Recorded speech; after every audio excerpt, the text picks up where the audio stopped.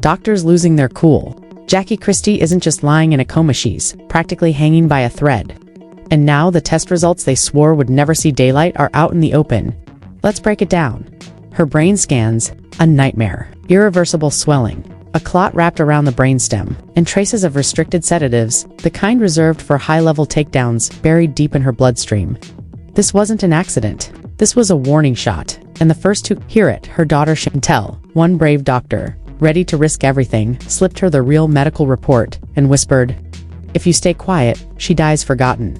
Minutes later, Chantel went Livy's red, voice trembling, files in hand. Her words shook the internet. "They drugged my mom. They lied to us, and they're trying to bury her alive." Outside, fans exploded at the hospital gates. Riots broke out, security doubled, and Doug Christie locked himself in a room with lawyers. Clutching the vault, Jackie told him never to open unless she flatlined.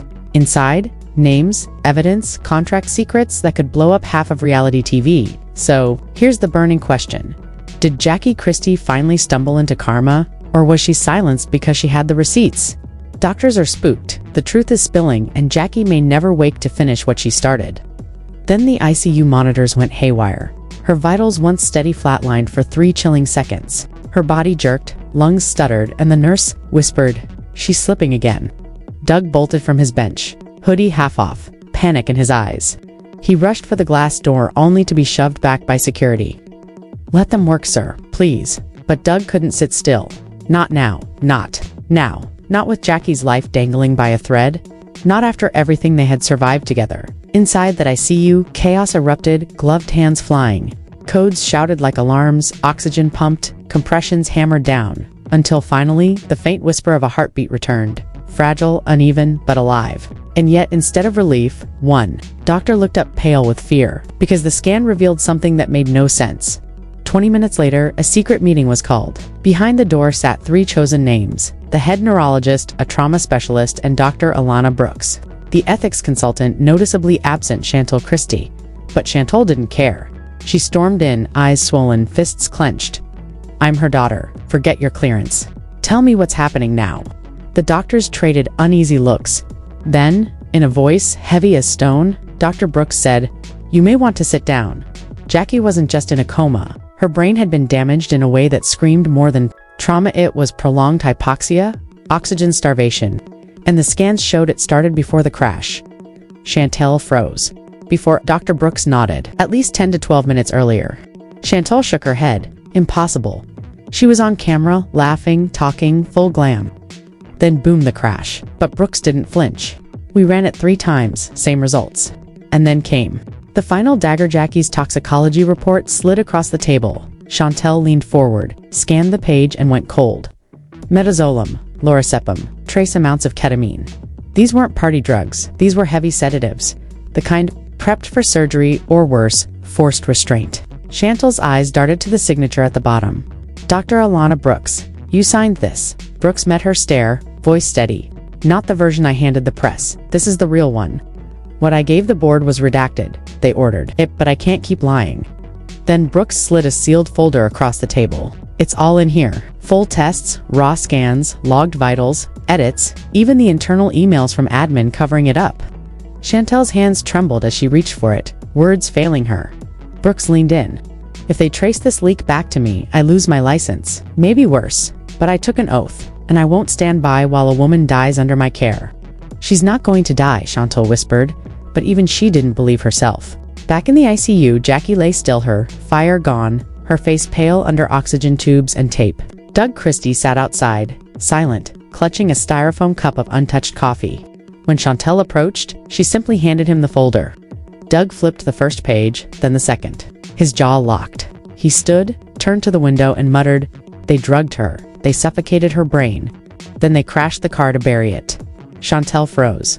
Doug's voice dropped lower. "She told me last week, if anything ever happens to me, don't believe the cameras. Believe what's missing." He turned to her. "The vault? The files? The ones she swore she'd never reveal unless she quit reality TV for good. They're real, and they're in that briefcase." Chantel's eyes locked on him. "You have it?" Doug nodded grimly. "But once we open it, there's no closing it. And if she wakes up and finds out we exposed it before she could." Chantel glanced at her mother's pale face.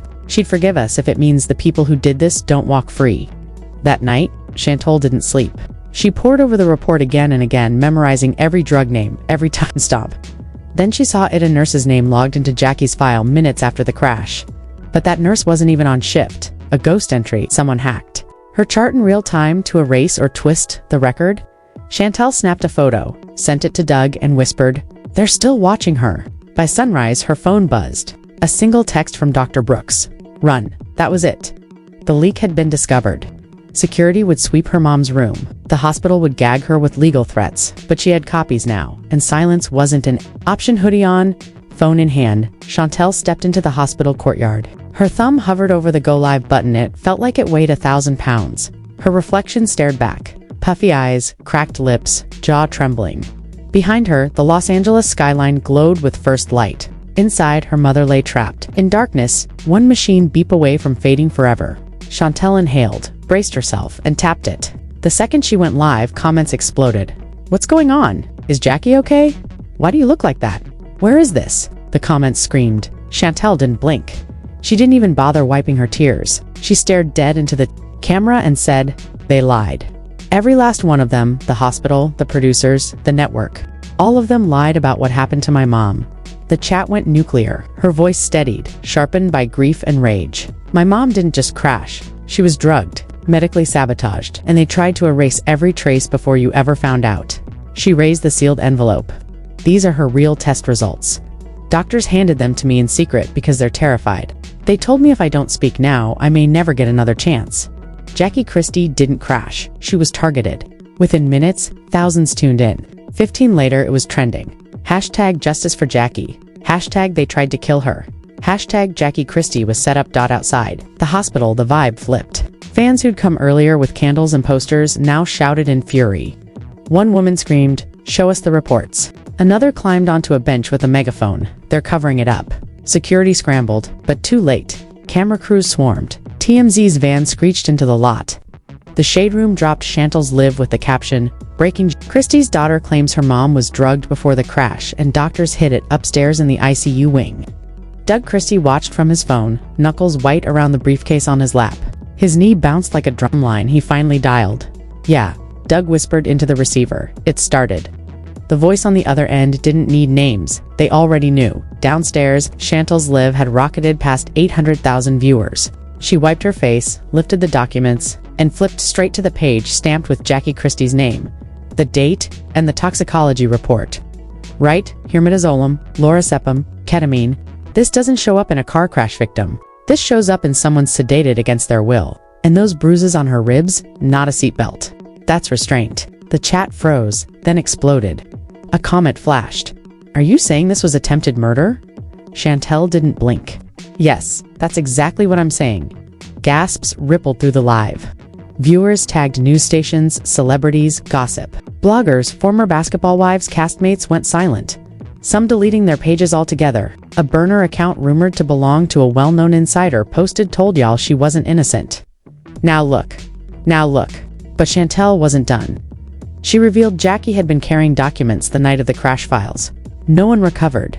Evidence of fraud, cheating, contracts, even producers tied up in it. Gone. Not entered into police evidence. Not logged.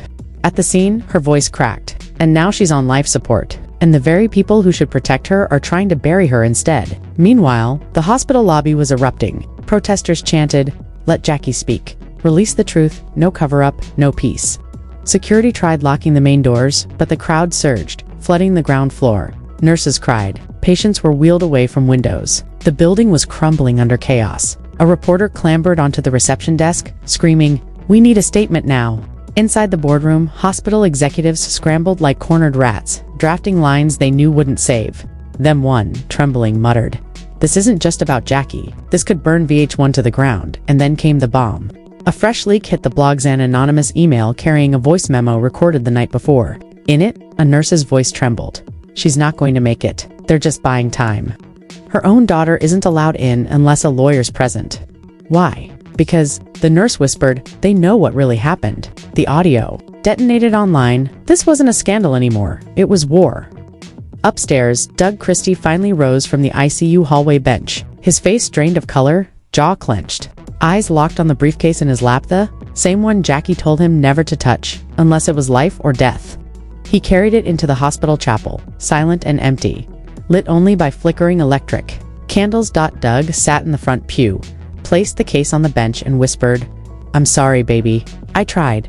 Then click, the locks popped open. Inside lay folders, USB drives, contracts, emails, photographs. Not just Basketball Wives dirt, but a cemetery of secrets. Jackie had held on to them for years. Not out of fear, out of calculation. She wanted to control when the bombs dropped. But now, that choice had been stolen. Moments had been stolen from her. Chantel cut the live feed cold. She'd said what needed to be said. But the second she turned, 2 security guards were waiting. "Miss Christie, you need to come with us." Her voice cracked. "Am I under arrest?" "No, ma'am. We're here to protect you." Protect her from what? As they led her back inside, fans outside pressed against barricades, clutching posters of her mother. Some wept, some raged. One sign screamed. "They took her voice, so now we speak for her." As she passed, a nurse slipped a folded note hidden inside a latex glove. Chantal unfolded it. "They're not after Jackie, they're after what she knew." Her eyes lifted toward the ICU windows. Somewhere behind that glass, Jackie breathed with machine silent as a grave. But outside, her truth roared louder than ever. And this was only the beginning. Doug Christie had never felt a weight like this. Not during the NBA Finals, not during tabloid scandals, not even when Basketball Wives turned Jackie's chaos into currency. This was different. Jackie wasn't screaming, scheming, or sipping wine while plotting revenge. She was silent. And he was alone. He placed the briefcase on the conference table in the hospital's legal office. Around him, Jackie's attorney, 2 media advisors, and an off-duty LAPD investigator he trusted. Doug's hands trembled as he flipped the locks. Click, click, silence. Then he opened it. The lawyer gasped first. Inside, forged contracts, bank statements funneling money through shell charities. And that was just the top layer. Showing thousands funneled through shell charities. Secret photos of cast members meeting producers off the books. Screenshots of private texts, blackmail files, and on top, a handwritten note from Jackie herself. "If I ever go quiet, let this speak louder than I ever could." Doug slid the stack toward the investigator. "She wanted this out. She can't speak, but I can." The investigator's stare was unblinking. "Once we move on this, there's no turning back. People will come for you." Doug leaned forward. "Then let them. I'm not afraid." Outside, the chaos doubled. Protesters flooded the gates with signs, screaming, "Unplug the lies," and "Who drugged Jackie?" Police tried to control it, but tension boiled over. A fight erupted when fans spotted a man in a VH1 hoodie sneaking through a side door. Inside, cameras flagged another figure, a man in scrubs the hospital didn't even use. When security approached, he bolted. They didn't catch him. Later, they found the central server breach files deleted, surveillance wiped. Another cover-up attempt. But too late. Doug and Chantel had already scattered copies of the briefcase, 3 bloggers, 2 networks, and even a whistleblower site in Sweden. By sundown, the first leak detonated. A never-aired clip from the 2022 reunion surfaced. Jackie, mid-screaming match with a castmate who accused her of hiding her truth, shouted, "You want to go there? 'Cause I got paperwork, boo? You and your man will lose your little check if I drop what I know." Cameras cut within seconds, but her mic stayed live. Now that raw audio was viral, the world realized Jackie had been warning them for years. She just never thought she'd be fighting her biggest battle from a hospital bed. Inside the ICU, alarms wailed as Jackie's vitals tanked. Nurses scrambled, shouting orders. Chantal was shoved out of the room while Doug Christie rushed in, clutching her limp hand. "Baby, please," he whispered. "You have to fight." For a second, her fingers twitched, then went still. Panic hit. A nurse slammed the code alarm. Outside, Chantal screamed as the red light above the ICU door flashed. No, not now. Then sudden silence. And finally, she was alive. Just barely. Doug stumbled out, eyes wet. "She's still here. She's still fighting." Chantal collapsed against him. "She heard you," she sobbed. "She knows you kept your promise." Doug nodded, but inside he knew survival wasn't enough. Jackie wanted revenge. By morning, chaos detonated online. A leaked list from the vault dropped, naming names tied to the shady shell charity Jackie once backed, right at the top. A high-ranking Basketball Wives exec to cast members and, shockingly, a VH1 showrunner. The files exposed secret payouts, off-book deals, even rigged reunion edits to smear some women while shielding others. The fandom lost it. Demands for answers trended instantly. The network panicked, comments disabled. One accused cast member deleted their page, another doubled down posting.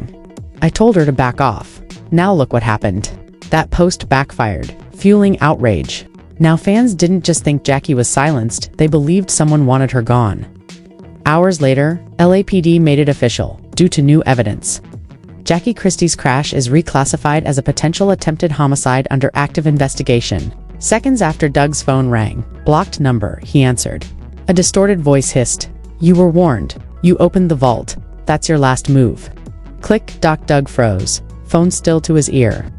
Across the room, Chantal's eyes locked. On him, who was it? No one, Doug muttered. Just noise.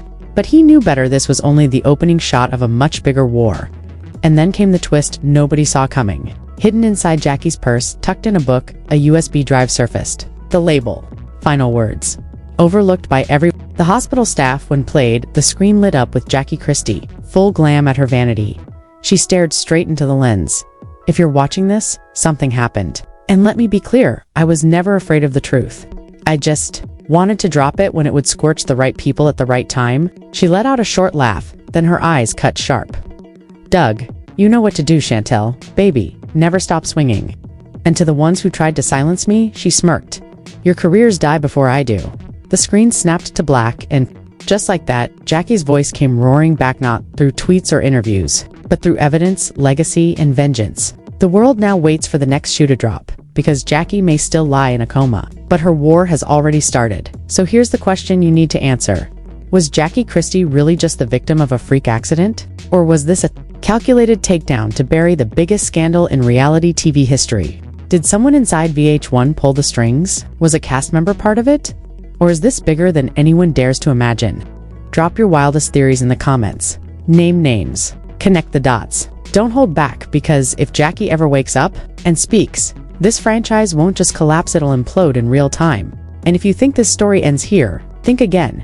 This was just the crash. The real explosion hasn't even hit yet. So smash that subscribe button, turn on notifications, and hit like, because when Jackie opens her eyes, somebody's career is going down in flames, and you will want front row seats to watch who falls next.